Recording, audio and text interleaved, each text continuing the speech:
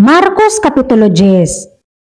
Og mitindog siya gikan didto og miadto sa mga utlanan sa Judea og unahan sa Jordan. Og ang mga panon sa katawhan miusab pagdugok sa tingob ngadto kaniya. Og ingon sa iyang nabatasan siya nagtudlo kanila pag-usab.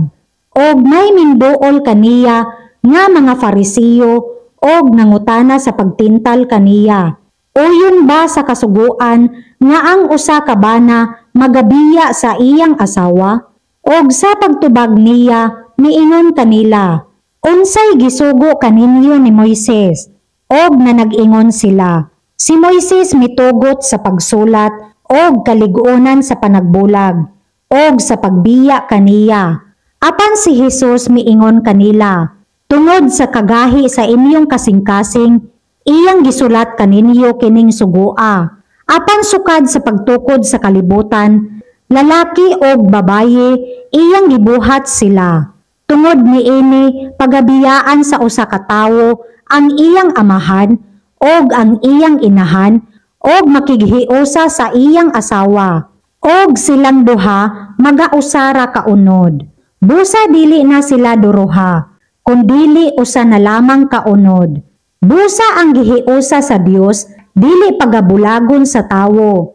Og sa balay gipangutana siya pag-usab sa iyang mga tinun-an, mahatungod niining butanga.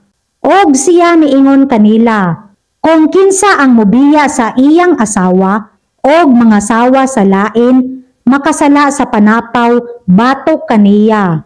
Og kung ang usa ka babaye, mobiya sa iyang bana, og mamana sa lain, siya makasala sa panapaw.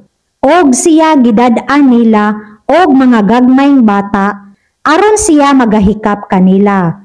Apan ang mga tinun-an, nagbadlong kanila. Apan sa pagkakita ni Jesus niini, nasuko siya og miingon kanila, pasagdi ninyo ang mga bata, nga moduol sila kanako, og dili ninyo sila pagdid-an, kay ang gingharian sa Dios alang sa mga sama kanila. Sa pagkamatuod nagaingon ako kaninyo, bisan kinsa nga dili modawat sa gingharian sa Dios, ingon sa usa ka bata, dili gayud siya makasulod niini. Og sa nakugos niya sila sa iyang mga bukton, og napandungan sa iyang mga kamot, iyang gipanalanginan sila. Og sa paggula niya sa dalan, may usa nga midalagan ngadto kaniya, og miluhod, og nangutana kaniya, maayong magtutudlo. Unsa ang akong pagabuhaton, aron mapanunod ko ang kinabuhi nga walay katapusan. Og si Jesus miingon kaniya, nganong ginganlan mo ako, og maayo. Walay bisan kinsa nga maayo, kundili usa lamang, ang Dios. Nahibalo ka sa mga sugo. Dili ka manapaw, dili ka magpatay, dili ka mangawat, dili ka magsaksi sa bakak, dili ka manlimbong. Tumahod ka sa imong amahan og sa imong inahan. Og siya miingon kaniya, magtutudlo, nga tanan kining mga butanga, gibantayan ko sukad sa akong pagkabata. Og si Jesus, sa nagatutok kaniya, nahagugma kaniya, og miingon, usa ka butang ang nakulang kanimo. Lumakaw ka, ibaligya mo ang imong kahimpang, og ihatag sa mga kabos, og may bahandi ka sa langit, og umari ka, dad-a ang imong krus, og sumunod kanako. Og siya nahiubos niining pulunga, og milakaw nga masulubon, kay siya usa nga may daghang bahandi. Og si Jesus mitan-aw sa libot, og miingon sa iyang mga tinun-an, pagkalisod gayud sa mga adunay bahandi, ang pagsulod sa gingharian sa Dios, og ang iyang mga tinun-an nang hibulong sa iyang mga pulong. Apan si Jesus mingtubag pag-usab, og miingon kanila, mga anak, pagkalisod sa mga nagasalig sa mga bahandi, ang pagsulod sa gingharian sa Dios. Labi pang masayon alang sa usa ka kamilyo ang paglusot sa mata sa dagom. kaysa usa ka dato ang pagsulod sa gingharian sa Dios. Og sila nang hitingala sa hilabihan gayod, og nasig-ingon, busa, kinsa man di ay ang maluwas. Og si Hesus sa mitan-aw kanila miingon, sa mga tawo dili gayud kini mahimo, apan sa Dios dili ingon niini. Kay sa Dios ang tanang mga butang mahimo. Og misugod si Pedro sa pag-ingon kaniya, ania karon, gipamiyaan namo ang tanan og misunod kami kanimo. Og sa pagtubag ni Hesus miingon, sa pagkamatuod nagaingon ako kaninyo, nga walay bisan kinsa nga mibiya sa iyang balay, kun mga igsuon nga lalaki, kun mga igsuon nga babaye, kun amahan, kun inahan, kun asawa, kun mga anak, kun mga kaumahan, tungod kanako og sa maayong balita. Nga dili magadawat usa ka gatos kapilo niining panahona. Mga balay og mga igsuon nga lalaki og babaye, og mga inahan, og mga anak, og mga kaumahan, uban sa mga paglutos, og sa panahon nga umalabot, kinabuhi nga walay katapusan. Apan daghan ang mga nanghiuna nga manghiulahi, og mga nanghiulahi nga manghiuna. Og didto sila sa dalan nga nagatungas padulong sa Jerusalem.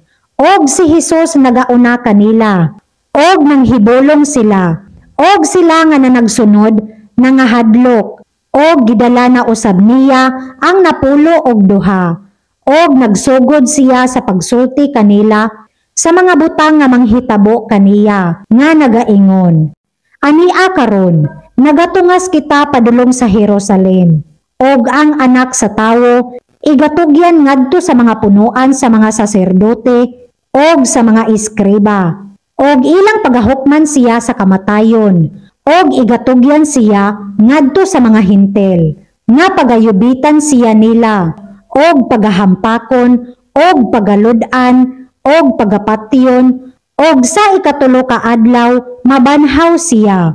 Og minduol kaniya si Jacobo, og si Juan, mga anak ni Zebedeo sa pag-ingon, magtutudlo, buot namo nga buhaton mo kanamo, ang bisan unsa nga among pangayoon. Og siya miingon kanila, unsa ang buot ninyo nga akong pagabuhaton kaninyo. Og sila na nag-ingon kaniya, itugot kanamo nga managlingkod kami, ang usa sa imong tuo, og ang usa sa imong wala sa imong kahimayaan.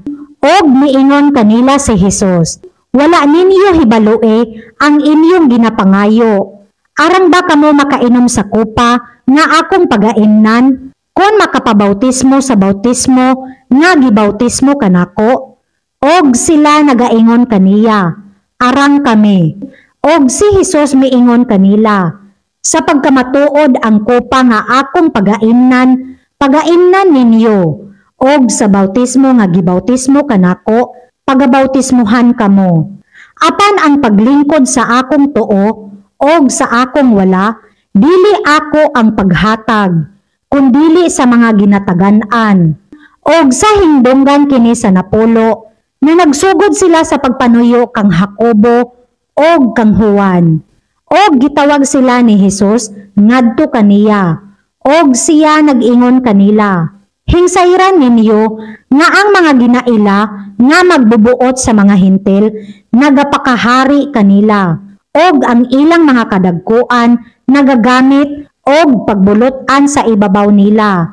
Apan dili maingon niini sa taliwala ninyo, kundili bisan kinsa kaninyo nga buot magpakadako mahimong inyong alagad, og bisan kinsa kaninyo nga buot magauna mahimong ulipon sa tanan. Kay ang anak sa tawo mianhi, dili aron pag-aalagaran, kundili sa pag-alagad og sa paghatag sa iyang kinabuhi nga lukat alang sa daghan. Og miabot sila sa Jericho, og sa pagikan niya sa Jericho uban ang iyang mga tinun-an, og ang usa ka dakong panon sa katawhan, ang anak ni Timeo, si Bartimeo, Usa ka butang nga makililimos, nagalingkod sa daplin sa dalan. Og sa pagkadungog niya nga mao kadto si Hesus nga Nazaretnon, nisugod sa pagsinggit og pag-ingon, "Hesus, anak ni David, kaluy-i ako." Og daghan ang mibadlong kaniya aron siya mohilom. Apan siya misinggit og labi pa hinuon, "Anak ni David, kaluy-i ako." Og mihunong si Hesus og miingon, "Tawgan ninyo siya." Og gitawag nila ang buta nga nagaingon kaniya, "Maglipay ka, tumindog ka." Siya nagatawag kanimo, og iyang gisalibay ang iyang kupo, og mitindog, og miduol kang Hesus. Og sa mitubag si Hesus, nag-ingon kaniya, "Unsa ang buot mo, nga pagabuhaton ko kanimo?" Og ang buta niingon kaniya, "Magtutudlo, nga makadawat unta ako sa akong igtatanaw." Og si Hesus miingon kaniya, "Lumakaw ka, ang imong pagtuo nagluwas kanimo." Og diha-diha nakadawat siya sa igtatanaw. Og misunod siya kang Hesus sa dalan.